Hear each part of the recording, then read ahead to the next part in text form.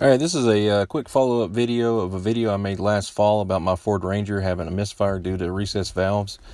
The machine shop said I couldn't use the head, so I got a new one in, so I was able to compare what a rebuilt head or a new head should look like. And I found out that those valves don't sit flush. They sit a little bit proud. So take a look at this video.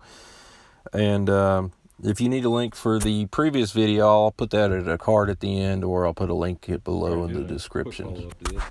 Took the head to the machine shop, and they found multiple cracks across once they magnafluxed it.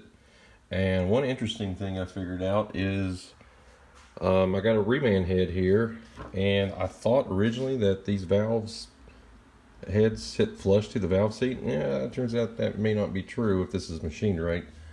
As you can see here, the exhaust valve is a little bit proud. We're looking at about 50 thousandths proud. So to go back to my original numbers, this wasn't 30 thousandths recess, it was 80 thousandths. Instead of 20, this was 70. Instead of these being 0, cylinders 3 and 4, these were 50 thousandths a piece. So it was actually worse than I thought. All 4 were actually recessed.